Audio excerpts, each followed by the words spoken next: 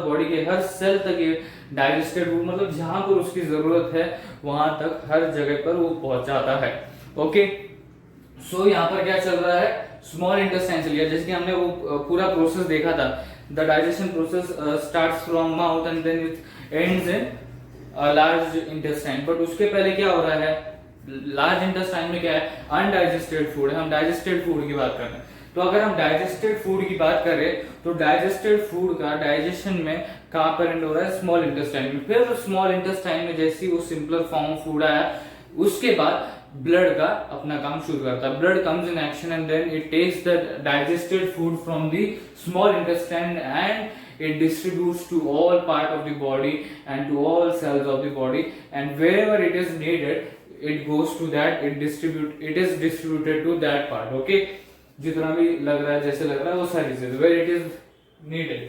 Okay, ये point समझ में आया। डाइजेस्टेड फूड मैंने आपको समझाया था कि वो किस तरीके से है। यहाँ पर डाइजेस्टेड फूड का मतलब क्या है, ये सारी चीजें समझाई। और उसके बाद स्मॉल इंटेस्टाइन में क्या हो रहा है, ये सारी चीजें हम पहले देख चुके हैं। तो ये स्मॉल इंटेस्टाइन से बॉडी पार्ट तक कौन लेके जा रहा है, जितने पार्ट्स है बॉडी के, that is all parts of the body, वहां तक कौन लेके जा रहा है, वापस ब्लड लेके जा रहा है। ओके, यहाँ पर भी ब्लड काम कर रहा है, यहाँ पर भी ब्लड काम कर रहा है, यहाँ पर भी ब्लड काम कर रहा है, आगे भी ब्लड ही काम करने वाला है अगले पॉइंट में, राइट। सो देखो, अब हार्मोन्स की बात करते हैं। ये डाइजेस्टेड फूड हो गया, ऑक्सीजन हो गया, CO2 हो गया, ये बात सारी हो गई। अब हार्मोन्स की तरफ, अब एंडोक्राइन ग्लैंड्स है। ओके, अब ये क्या करेंगे, जैसे ही हमने मैंने डायग्राम के थ्रू एक्सप्लेन किया।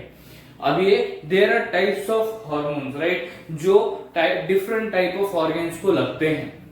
ओके, सो एंडोक्राइन ग्लैंड से डिफरेंट ऑर्गन्स ऑफ बॉडी तक कौन पहुंचा रहा है, वापस ब्लड ही पहुंचा रहा है, where they are needed. Okay, where they are needed. Blood कभी ऐसी गलती नहीं करेगा कि जो हार्मोन ऑर्गन 2 को लग रहा है, हार्मोन 1 जो 2 को लग रहा है वो 3 को चला जाएगा, या जो 3 हार्मोन है, जो थर्ड हार्मोन है वो 1 को लग रहा है पर 2 की जगह चला जाएगा, ऐसा कभी नहीं होगा। ब्लड जहां पर जिस चीज की जरूरत है वही करता है। जैसे यहाँ पर मैंने आपको बताया there are 3 hormones and 3 organs. Okay, अब ये जो पहला हार्मोन है वो ऑर्गन 2 के पास जाना चाहता है, मतलब ऑर्गन 2 को उसकी जरूरत है। ओके, फिर जो दूसरा हार्मोन है उसको ऑर्गन 3 के पास जाना है, बिकॉज देयर इज नेसेसिटी और it is needed there. Okay, then hormone 3 उसको ऑर्गन 1 के पास जाना है। ओके, सो इस तरीके से क्या हो रहा है, ब्लड वहां पर ही लेके जाएगा जहां पर उस हार्मोन की जरूरत है, उसी ऑर्गन की तरफ लेके जाएगा जहां पर उसकी जरूरत है, राइट। ये समझ में आया। सो यहाँ पर मैंने बोला था how properly it is working, there is no mistake in the process that ये हार्मोन इधर चला जाएगा या उधर चला जाएगा, ऐसा कुछ नहीं। जहां पर उसकी जरूरत है वहां पर ही उसको लेके जाते हैं, right. So blood is properly working here and very fastly working. जैसे कि जैसे हार्मोन सीक्रेट होता है, it is taking the hormone to a specific and fixed organ where it is been needed. Okay, यहाँ पर लिखा है वेयर दे आर नीडेड, जहां पर भी हार्मोन की जगह है, जहां पर भी हार्मोन लग रहा है वहां पर लेके जाता है, जैसे कि इस डायग्राम के थ्रू मैंने आपको बताया, राइट, एक्सप्लेनेशन पार्ट में। So blood is carrying hormones from endocrine gland to that is to different organs of body where they are needed. Okay, ये पॉइंट भी मैंने आपको एक्सप्लेन किया थोड़ी डायग्राम, ये पॉइंट भी हमने डिस्कस किया। उसके बाद लास्ट पॉइंट था, बड़ा बेसिक पॉइंट था, दैट इज ये जो ब्लड है ये भी हमको डिजीज से प्रोटेक्ट करता है। अभी प्रोटेक्ट कैसे कर रहा है, इसके अंदर व्हाइट ब्लड सेल है, और हमने देखा था कि व्हाइट ब्लड सेल जो है वो हमें डिजीज से बचाता है और इन्फेक्शन से फाइट करने के लिए एंटीबॉडीज बनाता है। तो डायरेक्टली और इनडायरेक्टली अगर हम बोले तो जो ब्लड है वो भी हमें एक तरीके से डिजीज से प्रोटेक्ट कर रहा है as it has white blood cells. Okay, so ये बात समझ में, ये कुछ ऐसे पॉइंट्स थे। अब इसके ऊपर से हमने डिस्कशन के ऊपर से हमने 2 पॉइंट्स और निकाले, that is blood is important, then it is continuously working, and so 3 point निकल गया अभी, that is it is continuously working. Okay, it is continuously working, then blood is important, and then third thing, यही 5 point नहीं, यही चीजें नहीं करता blood, और भी सारी चीजें करता है, तो अभी उसको डिस्कस करते हैं। सबसे पहला पॉइंट बताया था ब्लड इज वेरी इंपॉर्टेंट।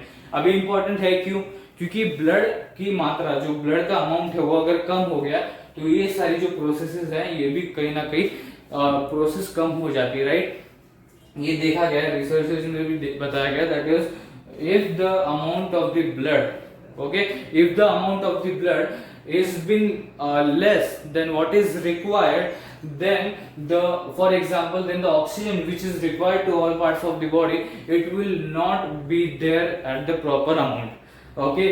जिस हिसाब से CO2 निकलना चाहिए बाहर बॉडी के, उस हिसाब से निकलेगा नहीं।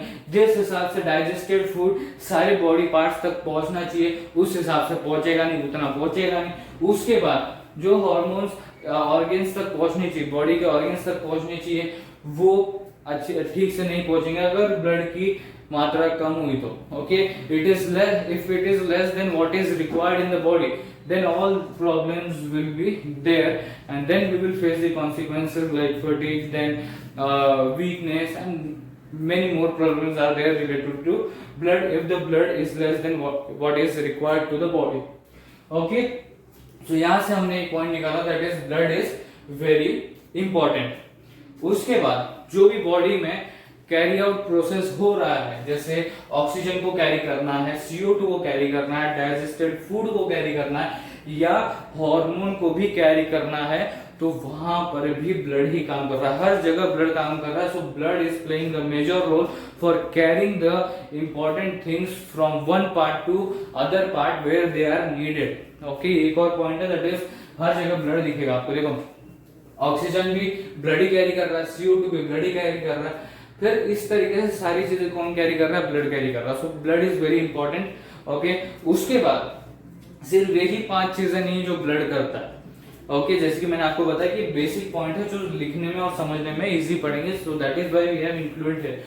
But if we go more deep means, जैसे कि मैंने आपको बताया एक्सप्लेनेशन पार्ट में बोला, deep specification of the topic, okay.